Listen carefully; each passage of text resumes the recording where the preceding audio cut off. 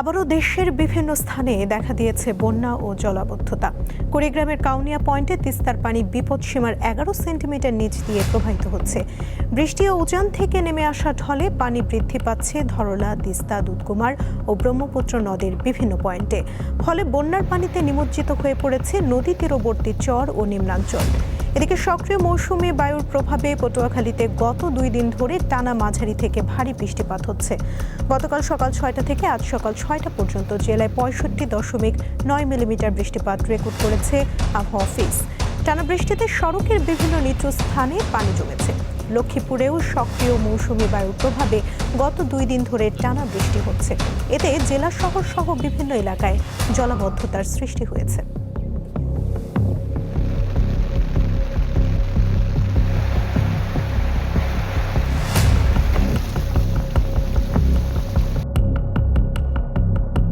শেখ হাসিনা সরকারের বিরুদ্ধে গণ-অভ্যুত্থানের 2 বছর পূর্ণ হলেও রয়েছে কিছু আক্ষেপ। বিশেষ করে যে তরুণরা এই আন্দোলনের অন্যতম রূপকার, তারা মনে করেন প্রত্যাশিত পরিবর্তন আসেনি রাষ্ট্র কাঠামোয়।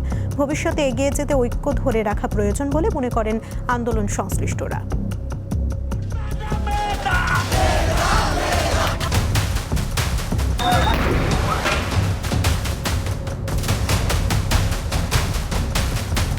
জুলাই 2024 ছাত্র জনতার প্রতিবাদ আর বিক্ষোভে উত্তাল পুরো দেশ। চারদিকে উত্তেজনা, সময় যত গড়ায় ততই তীব্র হয় আন্দোলন। সমাজের সর্বস্তরের মানুষের অংশগ্রহণে তা পরিণত হয় গণ অভ্যুত্থানে।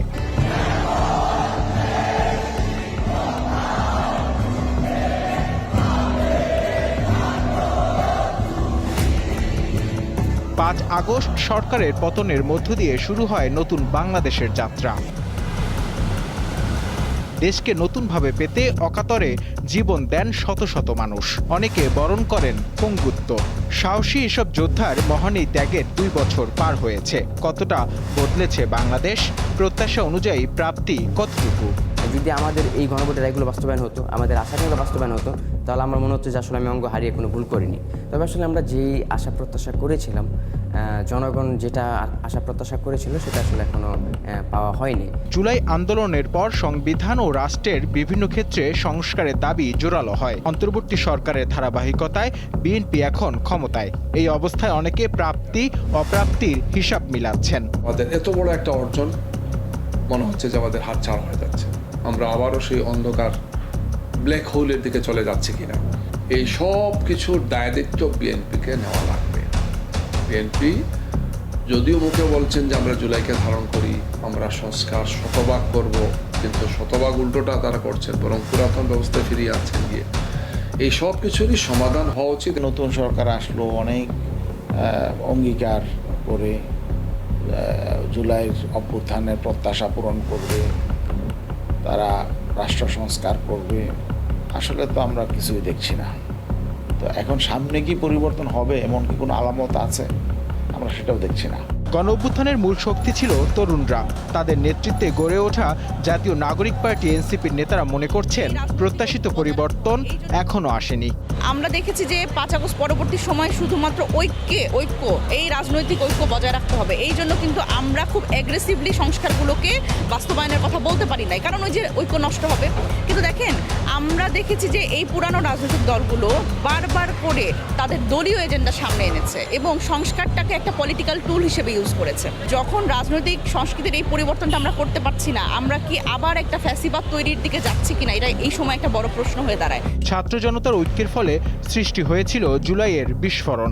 দেশকে এগিয়ে নিতে এর বিকল্প নেই বলে মনে করেন এই নেতা। যে বাংলাদেশকে এগিয়ে নিয়ে যেতে হবে, ওই ফ্যাসিবাদীদের কায়দায় এটাকে একটা বিভাজিত করে রাখার যে জায়গা, সেই দিকে রাখা যাবে না। আমাদের যে গণতান্ত্রিক চর্চার জায়গাটাই বহাল রাখতে হবে, শত উস্কানি সত্ত্বেও। এটাই হচ্ছে রাজনৈতিক শক্তির জায়গা, এটাই বাংলাদেশের ভবিষ্যতের জায়গা। বাংলাদেশের একটা গণতান্ত্রিক ভবিষ্যৎই আমাদের নির্মাণ করতে হবে। গণঅভ্যুত্থানের 2 বছর পূর্ণ হলো। যে আন্দোলনকে সামনে রেখে নতুন বাংলাদেশ গঠনের স্বপ্ন দেখিয়েছিল, সেই স্বপ্ন বাস্তবায়নের অগ্রগতি কতটা এ নিয়ে চলছে নানা আলোচনা। আন্দোলনের সামনের সারির যোদ্ধারা বলছেন, আত্মত্যাগের যথাযথ মূল্যায়ন, বিচার ও রাষ্ট্র সংস্কারের কাজ এখনও শেষ হয়নি। অন্যদিকে গণ অভ্যুত্থানের চেতনাকে ধারণ করে গণতান্ত্রিক প্রক্রিয়ায় রাষ্ট্র গঠনই এখন সবচেয়ে বড় চ্যালেঞ্জ বলে মনে করছেন রাজনৈতিক দলগুলোর নেতারা। নূর আলম, দীপ্ত সংবাদ, ঢাকা।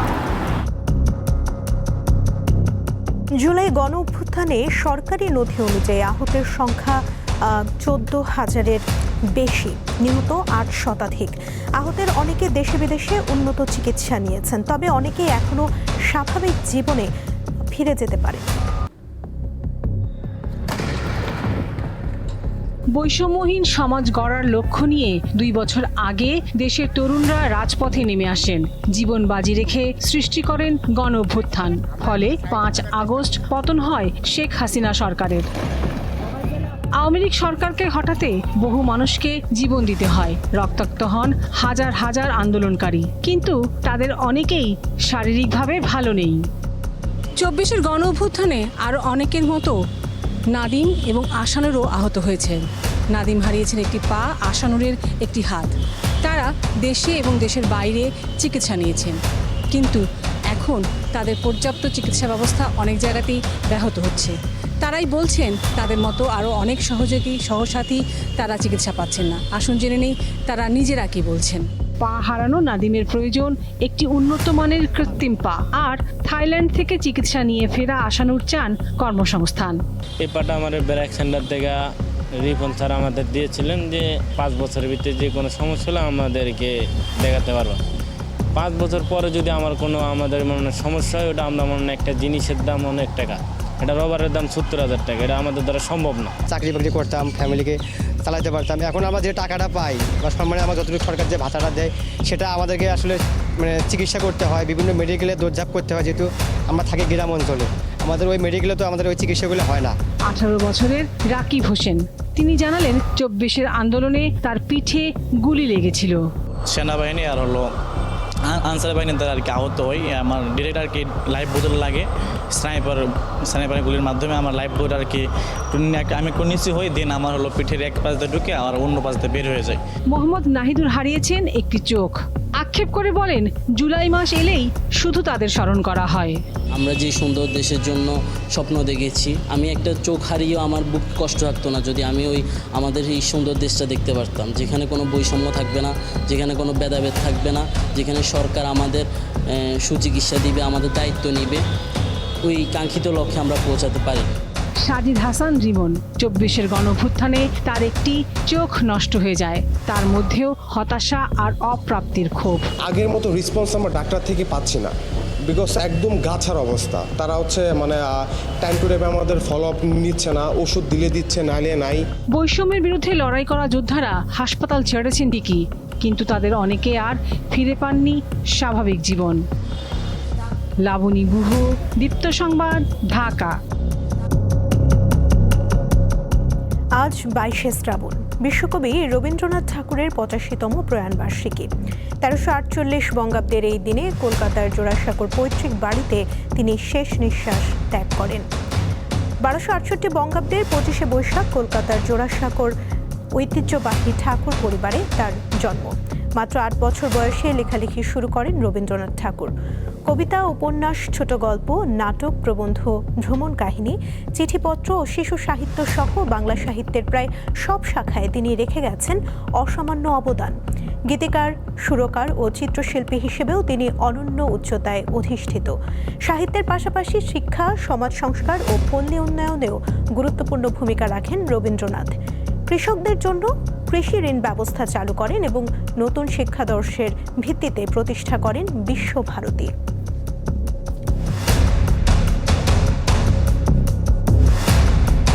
দীর্ঘ এক যুগেও চালু হয়নি পটুয়াখালী মেডিকেল কলেজ হাসপাতাল। ফলে শয্যা সংকটে প্রতিনিয়ত ভোগান্তি পোহাতে হচ্ছে 250 শয্যা বিশিষ্ট জেলা সদর হাসপাতালের রোগী, চিকিৎসক ও সেবিকাদের। দ্রুত সময়ের মধ্যে মেডিকেল কলেজ হাসপাতালটি চালুর দাবি জানিয়েছেন ভুক্তভোগীরা।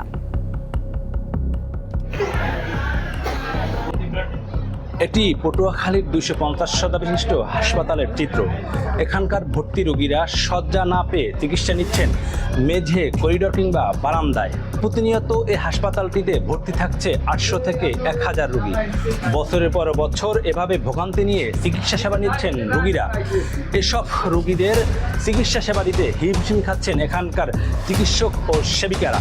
তাই জেলার 18 লাখ মানুষের দুর্ভোগ লাগবে 2014 সালে 250 শয্যা বিশিষ্ট এই হাসপাতালটিকে 500 শয্যায় উন্নীতকরণ এবং মেডিকেল কলেজ হাসপাতাল নির্মাণের লক্ষ্যে একটি প্রকল্পের কাজ শুরু করে সরকার। ওই বছরই শুরু হয় মেডিকেল কলেজের পাঠদান কার্যক্রম। 2016 সালে শুরু হয় অবকাঠামো নির্মাণ কাজ। 546 কোটি টাকা ব্যয়ের এই প্রকল্পটি 2020 সালে হস্তান্তরের কথা থাকলেও মেয়াদ বাড়ানো হয় 3 বার। প্রকল্পে বৃদ্ধি করা হয় আরও 105 কোটি টাকা। তারপরও হাসপাতালটি চালু করতে না পারায় ক্ষোভ প্রকাশ করেছেন এখানকার চিকিৎসক এবং সাধারণ রোগীরা।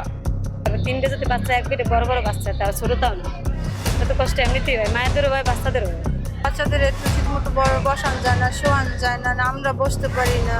যখন ঘাটতে মাঝে কষ্ট হয়ে যায়, তারা বাথরুমে যাইতে হলে অনেক কষ্ট হয়ে যায়, অনেক গ্যাদারিং চলে বেমালা। এই যে সিট পাই না, এই যে মশার ভোগান্তি, তারপরে যে মনে করেন বৃষ্টি আসলে বৃষ্টির পানি ঢোকে ভিতরে। পুরনো হাসপাতালের সঙ্গে নতুন হাসপাতালের লিংক রোড এবং ওভারব্রিজ নির্মাণ না করা এবং জনবল তৈরি করতে না পারায় হাসপাতালটি চালু করা যাচ্ছে না। তবে আগামী 3 মাসের মধ্যে এ সকল অসমাপ্ত কাজ সমাপ্ত করে হাসপাতালটি চালুর কথা জানিয়েছেন প্রকল্প সংশ্লিষ্ট কর্মকর্তারা। আমাদের যেটা যে অবকাঠামোগত ও ছোটোখাটো সমস্যা ছিল, যেটা এখন মোটামুটি আমাদের শেষ হওয়ার পথে।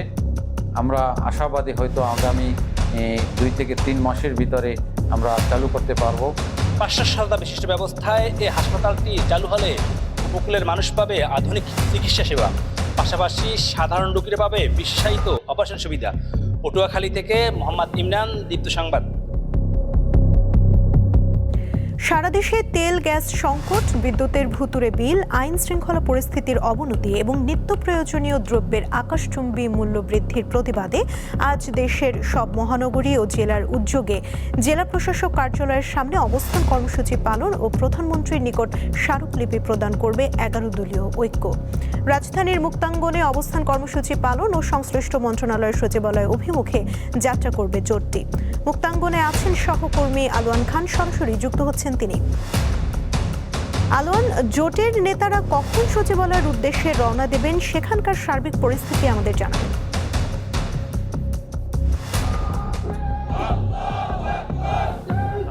যেমনটি বলছিলেন যে 11 দলীয় জোটের 11 দফা নিয়ে আজকের মুক্তাঙ্গনে তারা অবস্থান কর্মসূচি পালন করছে। এখানে সকাল 11টা থেকে এই কর্মসূচি এবং চালু হয়। সেখানে বিভিন্ন ভুক্তভোগী পরিবার এখানে উপস্থিত হয়েছেন।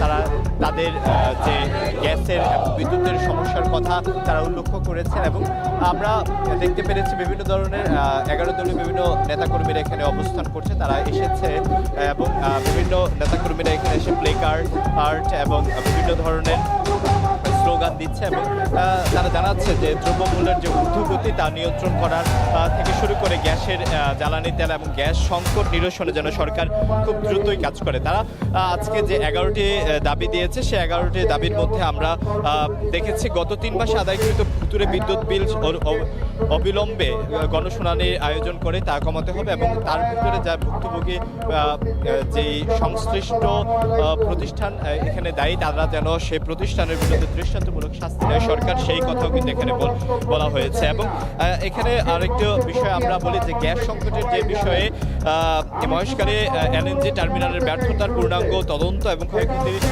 পরিমাণ এবং দায়ী ব্যক্তি প্রতিষ্ঠানের বিরুদ্ধে শাস্তির কথাও কিন্তু এই 11 দফার ভিতরে আমরা দেখেছি এবং গ্যাস সিস্টেম লস চুরি অপচয় বন্ধর কঠোর ব্যবস্থা নেওয়ার কথাও কিন্তু এই আজকের কর্মসূচির ভিতরে জানানো হয়েছে। আমরা যতটুকু জানতে পেরেছি যে এই কর্মসূচি শেষ হবে 1টা নাগাদ। তারপরে কিন্তু তারা সচিবালয়ে সংশ্লিষ্ট যে প্রতিষ্ঠানগুলো আছে অথবা মন্ত্রণালয়গুলো আছে সেই মন্ত্রণালয়ে যাবে, মন্ত্রণালয়ে গিয়ে তারা স্মারকলিপি জমা দেবে এবং সরকারের কাছে আবেদন জানাবে যে তাদের যে 11 দফা এই 11 দফা যেন সরকার মানে এবং সরকারের যে রাষ্ট্রের যে ক্ষতি, রাষ্ট্রের যে নাগরিকরা যে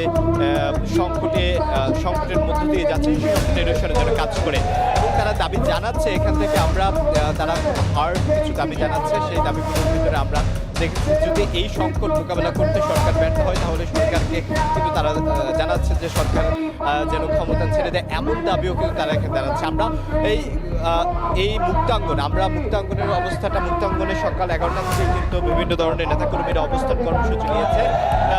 পল্টন থেকে 0 পয়েন্টের যে মাঝখানে যে রাস্তাটা, এই রাস্তায় কিন্তু নেতাকর্মীরা জড়ো হয়েছে এবং এখানে একটা স্টেজ নির্মাণ করা হয়েছে, যার কারণে কিন্তু আমরা দেখতে পেয়েছি আশেপাশের অঞ্চলে যান চলাচল বন্ধ হয়েছে এবং মানুষ কিন্তু কিছুটা ভোগান্তির শিকার হয়েছে, এরকম বিষয় আমরা দেখতে পেরেছি।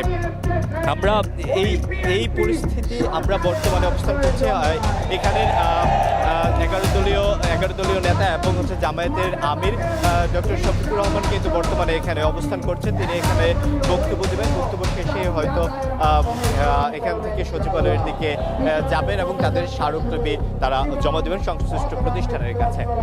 এমনটাই ছিল আমার কাছে সর্বশেষ।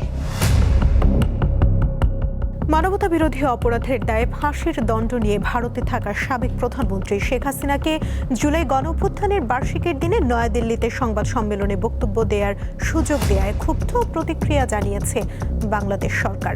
বুধবার রাতে পররাষ্ট্র মন্ত্রণালয়ের এক বিবৃতিতে এমন প্রতিক্রিয়া জানিয়ে বলা হয়, পলাতক অভিযুক্ত গণহত্যাকারী শেখ হাসিনাকে বুধবার বিকেলে নয়াদিল্লিতে সরাসরি গণমাধ্যমে কথা বলার সুযোগ দেওয়ায় বাংলাদেশ ক্ষুব্ধ হয়েছে, যেখানে তিনি এবং অনুচররা বাংলাদেশ রাষ্ট্র ও এর জনগণের বিরুদ্ধে বিষাক্ত ঘৃণা ছড়িয়েছেন। দ্বিপক্ষীয় সম্পর্ক পুনরুদ্ধারে এই অনুষ্ঠানের প্রভাব নিয়ে আগে থেকে ভারত সরকারের কাছে উদ্বেগ জানানোর পরও তা হতে দেয়ায় গভীর ক্ষোভ জানাচ্ছে ঢাকা। জুলাই অভ্যুত্থানে আওয়ামী লীগের সরকার পতনের দ্বিতীয় বার্ষিকীতে বুধবার বিকেলে নয়াদিল্লিতে দক্ষিণ এশিয়ার ফরেন করেসপন্ডেন্টস ক্লাব আয়োজিত সংবাদ সম্মেলনে ভার্চুয়ালি যুক্ত হয়ে বক্তব্য দেন শেখ হাসিনা। অডিও কলে যুক্ত হয়ে তিনি সাংবাদিকদের বিভিন্ন প্রশ্নের উত্তরও দেন। জুলাই গণঅভ্যুত্থানের সময় সংগঠিত মানবতা বিরোধী অপরাধের মামলায় কার্যক্রম নিষিদ্ধ আওয়ামী লীগের সাধারণ সম্পাদক ওবায়দুল কাদেরের সঙ্গে তৎকালীন ছাত্রলীগের সভাপতি সাদ্দাম হোসেনের ফোনালাপ আন্তর্জাতিক অপরাধ ট্রাইব্যুনালে উপস্থাপন করেছে প্রসিকিউশন। বৃহস্পতিবার অপরাধ ট্রাইব্যুনাল 2 এর চেয়ারম্যান বিচারপতি নজরুল ইসলাম চৌধুরীর নেতৃত্বাধীন 3 সদস্যের প্যানেলে মামলার যুক্তিতর্ক উপস্থাপনের সময় প্রসিকিউশন এই কল রেকর্ড দাখিল করে। প্রসিকিউশন জানায় 2024 সালের 13 জুলাই ছাত্রলীগের সভাপতি সাদ্দাম ও সাধারণ সম্পাদক ওয়ালি আসিফ ইনানকে সরাসরি ফোন করে আন্দোলনরত শিক্ষার্থীদের ওপর হামলার নির্দেশ দেন ওবায়দুল কাদের। চলতি বছরের 22 জানুয়ারি ওবায়দুল কাদের সহ 7 আসামির বিরুদ্ধে অভিযোগ গঠনের মাধ্যমে বিচার শুরুর আদেশ দেয় ট্রাইব্যুনাল 2। গত 2 আগস্ট মামলাটির সাক্ষ্য গ্রহণ পর্ব শেষ হয়। এ মামলায় তদন্ত কর্মকর্তা সহ মোট 28 জন সাক্ষী সাক্ষ্য দিয়েছেন।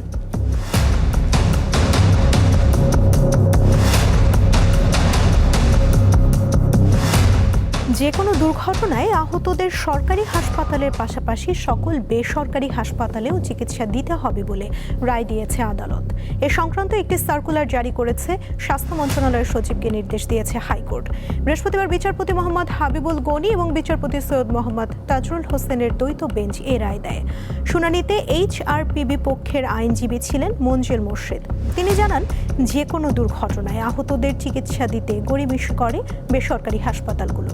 দেরিতে চিকিৎসার কারণে অনেকেই মারা যান, যা কোনোভাবেই কাম্য নয়। তাই দুর্ঘটনায় মৃত্যু কমাতে আদালত এই রায় দিয়েছে। তবে সুনির্দিষ্ট আইন থাকায় ক্ষতিপূরণের বিষয়টি সংশ্লিষ্ট আইনের মাধ্যমে নিষ্পত্তি হবে বলেও জানান মঞ্জুল মোর্শেদ। জুলাই জাতীয় সনদ ও গণভোটের রায় বাস্তবায়নের দাবিতে বিভাগ ভিত্তিক লং মার্চ কর্মসূচির ঘোষণা দিয়েছে জামায়াতে ইসলামের নেতৃত্বাধীন 11 দলীয় ঐক্য। বেলা 11টায় রাজধানীর পুরানা পল্টনে এক সমাবেশ থেকে এই কর্মসূচি ঘোষণা করা হয়। দেশের বিভিন্ন মহাসড়ক ও রেলপথে 4 দিনের লং মার্চ শেষে ঢাকায় মহাসমাবেশ করবে 11 দলীয় জোট। ঘোষিত কর্মসূচির মধ্যে রয়েছে 5 সেপ্টেম্বর ঢাকা থেকে চট্টগ্রাম সড়ক পথে লং মার্চ, 19 সেপ্টেম্বর ঢাকা থেকে রংপুর সড়ক পথে লং মার্চ, 10 অক্টোবর ঢাকা থেকে খুলনা সড়ক পথে লং মার্চ, 24 অক্টোবর ঢাকা থেকে সিলেট রেলপথে লং মার্চ এবং 14 নভেম্বর ঢাকায় মহাসমাবেশ।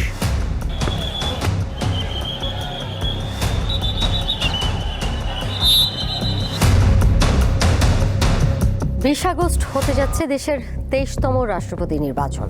আজ তফসিল ঘোষণা করেছে নির্বাচন কমিশন।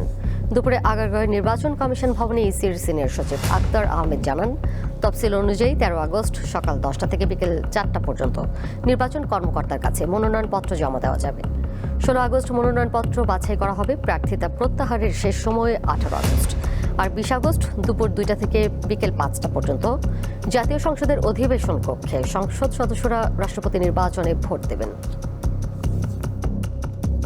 মনোনয়নপত্র দাখিলের তারিখ হচ্ছে 13 আগস্ট 2026 বৃহস্পতিবার সকাল 10টা থেকে বিকাল 4টা পর্যন্ত। প্রার্থিতা প্রত্যাহারের শেষ তারিখ হচ্ছে 18 আগস্ট মঙ্গলবার বিকাল 4টা পর্যন্ত সময়। আর ভোট গ্রহণের তারিখ ও সময় হচ্ছে 20 আগস্ট বৃহস্পতিবার অপরাহ্ন 2টা থেকে বিকাল 5টা পর্যন্ত। জুলাই হত্যাকাণ্ডের মামলায় কার্যক্রম নিষিদ্ধ আওয়ামী লীগের সাধারণ সম্পাদক ওবায়দুল কাদেরের একটি ফোন আলাপের রেকর্ড আন্তর্জাতিক অপরাধ ট্রাইব্যুনালে উপস্থাপন করেছে প্রসিকিউশন। তাদের দাবি 2024 সালের 11 জুলাই ওবায়দুল কাদের ছাত্রলীগের সভাপতি সাদ্দাম ও সাধারণ সম্পাদক ওয়ালি আসিফ ইনানকে ফোন করে শিক্ষার্থীদের ওপর হামলার নির্দেশ দেন। জুলাই গণ অভ্যুত্থানের সময়কার মানবতা বিরোধী অপরাধে কার্যক্রম নিষিদ্ধ আওয়ামী লীগের সাধারণ সম্পাদক ওবায়দুল কাদের সহ 7 আসামির বিরুদ্ধে করা মামলার সাক্ষ্য গ্রহণ শেষ হয় গত 2 আগস্ট। 4 আগস্ট যুক্তিতর্ক শুরু করে প্রসিকিউশন। বৃহস্পতিবার যুক্তিতর্কের দ্বিতীয় দিনে ট্রাইব্যুনালে একটি কল রেকর্ড দাখিল করেছে প্রসিকিউশন। সমাবেশ মাত্র শেষ করলাম, আর ওদের প্রোগ্রাম চলতেছে, 3000-এর মতো স্টুডেন্ট আছে। স্যার 8:30টায় সংবাদ সম্মেলন করবে স্যার, তারপরে কাল মারো না কেন প্রসিকিউশনের অভিযোগ 11 জুলাই ওবায়দুল কাদের ফোনে ছাত্রলীগের সভাপতি সাদ্দাম হোসেন ও সাধারণ সম্পাদক ওয়ালি আসিফ ইনানকে আন্দোলনরত শিক্ষার্থীদের ওপর হামলার নির্দেশ দেন। আমাদের তদন্ত সংস্থা সেই কথোপকথনের রেকর্ড জব্দ করেছে। সিআইডি থেকে এই কথোপকথন সঠিক কিনা সেই মর্মে ফরেনসিক রিপোর্ট আমাদের কাছে এসেছিল, আমরা সেটা ট্রাইব্যুনালে জমা দিয়েছি। আমরা ট্রাইব্যুনালে দেখিয়েছি যে being a secretary of the political party, তারই সাবঅর্ডিনেট একজন ছাত্রলীগের সভাপতিকে উনি নির্দেশ দিচ্ছেন যে পিটাও না কেন, ওদের মারো না কেন, বাড়তে দাও কেন। এই 3টি শব্দের মাধ্যমে এইটি আন্তর্জাতিক অপরাধ ট্রাইব্যুনাল আইনের সেকশন 3 সাবসেকশন 2 এর অধীনের একটি অপরাধ, যেটাকে আমরা বলি ইনসাইটমেন্ট। ওবায়দুল কাদেরের এমন উস্কানিমূলক কথায় ছাত্রলীগের নেতাকর্মীরা উজ্জীবিত হয় বলে দাবি প্রসিকিউশনের। ওবায়দুল কাদের সাহেবের বিরুদ্ধে প্রথম যে অভিযোগ সেটি হলো 15 তারিখে ঢাকা বিশ্ববিদ্যালয়ের 3 শতাধিক ছাত্র জনতাকে আহত করার উস্কানিদাতা হিসেবে আমরা তার এই তৎকালীন পত্র পত্রিকা উপস্থাপন করেছি। সাথে সাথে দেখিয়েছি যে ইউএনরে যে রিপোর্ট জমা দিয়েছিল জুলাই গণ অভ্যুত্থানের পরে, সেখানে ওবায়দুল কাদের সাহেবের নাম উল্লেখ করে ইউএন রিপোর্টে বলা আছে যে তিনি being the secretary of Awami League এবং তৎকালীন একজন মন্ত্রী হিসাবে তার অধীনস্থ ছাত্রলীগকে এবং যুবলীগকে এবং আওয়ামী লীগের সশস্ত্র নেতাকর্মীদেরকে তিনি বিভিন্ন শব্দে বিভিন্ন বক্তব্যে উস্কানি দিয়েছিলেন। জুলাইয়ের মানবতা বিরোধী অপরাধের এই মামলার পরবর্তী যুক্তিতর্ক উপস্থাপন হবে আগামী রবিবার। মাহিদুর রহমান, দীপ্ত সংবাদ, ঢাকা। রাষ্ট্রায়ত্ত পাবনা চিনি কলে টানা 6 বছর ধরে উৎপাদন বন্ধ থাকায় অযত্ন অবহেলায় নষ্ট হচ্ছে কোটি কোটি টাকার যন্ত্রপাতি। সংকটে পড়েছেন স্থানীয় আখ চাষিরা, কিন্তু সরকার স্থায়ী অস্থায়ী কর্মকর্তা কর্মচারীদের বেতন ভাতা ঠিকই দিচ্ছে। 60 একর জমির উপর ঈশ্বরদীতে গড়ে ওঠা পাবনা চিনিকলে একসময় দৈনিক 1500 মেট্রিক টন আখ মাড়াই হতো। তখন শ্রমিক আর আখ চাষিদের আনাগোনায় মুখর থাকতো এই এলাকা। 2020 সালে পাবনা চিনিকল সহ বেশ কয়েকটি প্রতিষ্ঠানে আখ মাড়াই বন্ধ করে দেয় তৎকালীন সরকার। তখন বেকায়দায় পড়েন সংশ্লিষ্ট অনেকে। কর্তৃপক্ষ জানায় মিলের যন্ত্রপাতি ও স্থাপনা পাহারার দায়িত্বে আছেন ৩০ জন নিরাপত্তা কর্মী। এছাড়া রয়েছেন ২৭ জন স্থায়ী ও ৩০ জন অস্থায়ী কর্মকর্তা কর্মচারী। ফলে প্রতি মাসে সরকারকে গুনতে হচ্ছে মোটা অঙ্কের টাকা। মোটরগুলো অচিরেই নষ্ট হয়ে যাবে। এমন মোটর আছে যে একটা মোটরের দাম ১ কোটি টাকা। এরকম ভিতরে টারমাইনের 2টা মোটর আছে, 2টা মোটরের দাম না হলো কয়েক লক্ষ টাকা। এইগুলো সব নষ্ট হয়ে যাচ্ছে। মিলটা তো বেশ ছিল, তারপরেও যদি কর্তৃপক্ষ একটু চেষ্টা করতো আরও ভালো হতো। আমাদের যে বছর মিল বন্ধ হয়েছে সে বছর আমাদের রিকভারি ভালো ছিল, সে বছর আমাদের চিনির মান ভালো ছিল, আমাদের আখের মানও ভালো ছিল। এখন মনে করেন বন্ধ হওয়ার কারণে অনেকেই এখন দিশাহারা হয়ে গেছেন। মিলটি পুনরায় চালু করা সম্ভব হলে আগের মতোই কর্মচাঞ্চল্য ফিরে আসবে বলে জানান এই কর্মকর্তা। অন্তর্বর্তীকালীন সরকার তৎকালীন সময়ে 3টা ধাপ করছিল, তার ভিতর 6টাকে পর্যায়ক্রমে ধাপে ধাপে চালু করার সিদ্ধান্ত গ্রহণ করেছিল। তার ভিতর আমাদের পাবনা চিনি কল 2য় ধাপে চালুর কথা ছিল। পরে বর্তমান সরকার আসার পরে আমরা বিভিন্ন সংবাদ মাধ্যমে সম্প্রতি জানতে পারলাম যে বন্ধ চিনি কল সহ সমস্ত বন্ধ কলকারখানাগুলো নিয়ে সরকারের পজিটিভ চিন্তাভাবনা আছে। 1998 সাল থেকে বাণিজ্যিকভাবে উৎপাদনে যায় পাবনা চিনিকল। অবশ্য শুরুতেই লোকসানের মুখে পড়ে মিলটি। কামরুন নাহার, দীপ্ত, বার্তাকক্ষ। শখের বশে শুরু করেছিলেন ফুড ব্লগিং, অথচ এটি হয়ে উঠেছে আয়ের উৎস। মাসুম নামে রাজশাহীর এই ব্লগার মাসে আয় করছেন 30 থেকে 40 হাজার টাকা। তার ব্লগিং অনেক তরুণ উদ্যোক্তাকে উৎসাহিত করছে। 2022 সাল থেকে ফুড ব্লগ করা শুরু করেন মাসুম। প্রতিদিন ক্যামেরা হাতে রাজশাহী, চাঁপাইনবাবগঞ্জ, নওগাঁ ঘুরে বেড়ান। শুধু ভিডিওই করেন না, প্রতিটি খাবারের স্বাদ, গুণগত মান সম্বন্ধে রিভিউ দেন। ছোটবেলা থেকে খাবারের প্রতি অনেক আকৃষ্ট ছিল আমার। বাবা আমাকে বলতো কি যে এই খাবারগুলো তুমি ভিডিও আকারে পাবলিশ করবা। তো যখন পাবলিশ করতাম তারপর থেকে একটা ভালো ফিডব্যাক আসতো।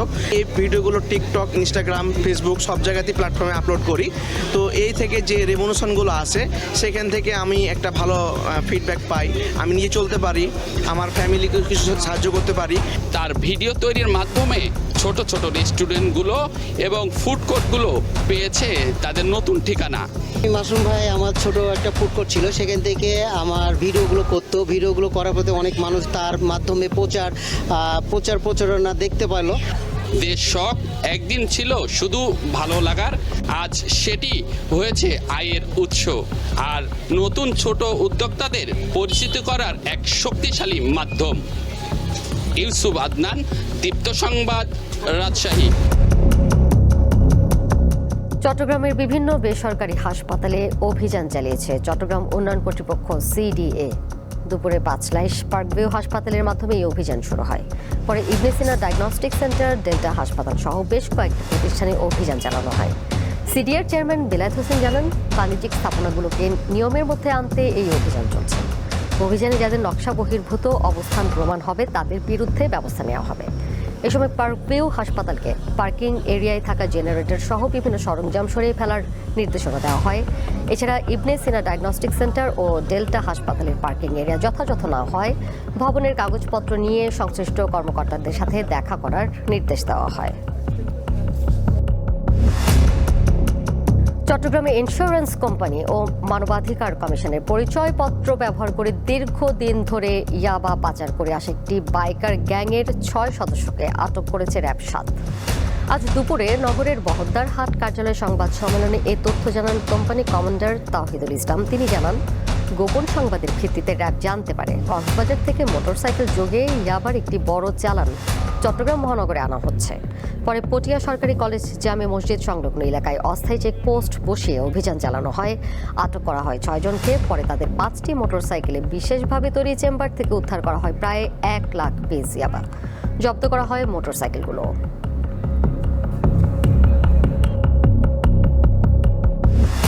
কক্সবাজারের মহেশখালীতে আগুনে ক্ষতিগ্রস্ত ভাসমান LNG টার্মিনালের একটি বয়লার পুনরায় চালু হয়েছে। এর ফলে জাতীয় গ্রিডে আংশিক গ্যাস সরবরাহ শুরু হলো। পেট্রোবাংলা কর্তৃপক্ষ জানিয়েছে, গত রাতে মেরামত শেষে ক্ষতিগ্রস্ত LNG টার্মিনালের একটি বয়লার চালু করা হয়েছে। বর্তমানে এই টার্মিনাল থেকে জাতীয় গ্রিডে দৈনিক 11 কোটি 50 লাখ এবং মহেশখালীর ওপর ভাসমান টার্মিনাল থেকে আরও 55 কোটি ঘনফুট গ্যাস জাতীয় গ্রিডে যুক্ত হয় সার্বিক পরিস্থিতির উন্নতি হতে শুরু করেছে। চট্টগ্রামে পাইপলাইনে গ্যাসের চাপ বাড়ছে। নগরের বিভিন্ন সিএনজি ফিলিং স্টেশনে আগের কয়েকদিনের মতো আজ যানবাহনের দীর্ঘ সারি দেখা যায়নি। 21 জুলাই মহেশখালীর এক্সিলারেট এনার্জি পরিচালিত ভাসমান এলএনজি টার্মিনালে অগ্নিকাণ্ডের ঘটনা ঘটে। এরপর জাতীয় গ্রিডে গ্যাস সরবরাহ কমে যায়। এর প্রভাব পড়ে চট্টগ্রাম সহ দেশের বিভিন্ন অঞ্চলে। এদিকে বিদ্যুৎ, জ্বালানি ও খনিজ সম্পদ মন্ত্রী ইকবাল হাসান মাহমুদ টুকু জানিয়েছেন 2-3 দিনের মধ্যেই গ্যাস সরবরাহ স্বাভাবিক হয়ে যাবে। আজ সচিবালয়ে সাংবাদিকদের সাথে আলাপকালে তিনি এ কথা জানান। ফ্রিজিং চলতেছে, আশা করি বিকালের মধ্যে ফ্রিজিং শেষ হয়ে যাবে। ফ্রিজিং শেষ হয়ে গেলে বিকাল থেকে গ্যাস সঞ্চালন আবার শুরু হবে এবং সঞ্চালন শুরু হয়ে গেলে আস্তে আস্তে আমাদের যেখানে প্রেশার কমে গেছে প্রেশারটা উন্নত হবে এবং মোটামুটি যে সমস্যার মধ্যে পড়েছি সমস্যা উত্তরণ করতে পারবে। স্বাভাবিক হতে 2-3 দিন লাগবে, মিনিমাম 2-3 দিন লাগবে। গণভোটের রায় বাস্তবায়নের দাবিতে 4 বিভাগে লং মার্চ কর্মসূচি ঘোষণা করেছে জামায়াতে ইসলামীর নেতৃত্বাধীন 11 দলীয় ঐক্য। 5 সেপ্টেম্বর ঢাকা থেকে চট্টগ্রামের পথে লং মার্চ দিয়ে এই কর্মসূচি শুরু হবে। দুপুরে রাজধানীর মুক্তাঙ্গনে এই ঘোষণা দেন জামায়াতে ইসলামীর আমির শফিকুর রহমান। জ্বালানি সংকট, আইন শৃঙ্খলা পরিস্থিতির অবনতি, বিদ্যুতের ভুতুরে বিল এবং নিত্য প্রয়োজনীয় পণ্যের লাগামহীন মূল্য বৃদ্ধির প্রতিবাদে বৃহস্পতিবার রাজধানীর মুক্তাঙ্গনে অবস্থান কর্মসূচি করে 11 দলীয় ঐক্য। বৃষ্টি উপেক্ষা করে ঢাকার বিভিন্ন প্রান্ত থেকে নেতাকর্মীরা সমাবেশস্থলে জড়ো হন। হাঁড়ি, পাতিল ও গ্যাসের চুলা নিয়ে আসতে দেখা গেছে ভুক্তভোগীদের। অবস্থান কর্মসূচি থেকে বিদ্যুৎ ও গ্যাস সংকট মোকাবেলায় 11 দফা দাবি তোলেন জোটের নেতারা। আমরা দেখছি রাস্তাঘাটে মহিলারা মিছিল করছে, হাঁড়ি পাতিল নিয়ে মিছিল করছে, হারিকেন নিয়ে মানুষ নেমে আসছে, কারণ গ্যাস নাই এবং বিদ্যুতের বিল অপ্রয়োজনীয়ভাবে ভুতুরে বিল দিচ্ছে। আমরা জানতাম এই অত্যাচার করবে, কারণ গণভোটের গণরায় যেই সরকার মানে না, জনগণের কোনো দাবি দেওয়া এই সরকার পূরণ করবে না। বার্মা থেকে ওরা এলএনজি আমদানি করবার চিন্তা করছেন, এটা কি আপনারা বুঝে শুনে এই কথাগুলো বলছেন? যেই বার্মার সাথে আজকে আমাদের প্রায় 17 লক্ষ রোহিঙ্গা রিফিউজি এক্সচেঞ্জ এবং রিপাট্রিয়েশন আলোচনা এখনো সমাপ্ত হয় নাই। দেশের 4টি বিভাগে লং মার্চ কর্মসূচির ঘোষণা দেন জামায়াতে ইসলামীর আমির। আমাদের এই চলমান আন্দোলন 5 সেপ্টেম্বর ঢাকা থেকে চট্টগ্রামের পথে লং মার্চ। আমরা পরিষ্কার বলে দিচ্ছি, এই লং মার্চ জনগণের দাবি আদায়ের জন্য। অতীতের কায়দায়, বেশিরভাগী কায়দায় আমাদের লং মার্চে যেন কোনো বাধা দেওয়া না হয়। যদি বাধা দেওয়া হয়, লং মার্চ দ্বিগুণ শক্তিতে তার গন্তব্যে পৌঁছে যাবে ইনশাআল্লাহ। অবস্থান কর্মসূচি শেষে 11 দলের শীর্ষ নেতারা কর্মী সমর্থকদের নিয়ে সচিবালয়ের 2য় গেইটের দিকে পদযাত্রা করেন। পরে সেখানে পুলিশের বাধার মুখে পড়েন তারা। পুলিশ তাদের বুঝালে তারা সচিবালয়ের সামনে থেকে সরে যান। আলোয়ান খান, দীপ্ত সংবাদ, ঢাকা।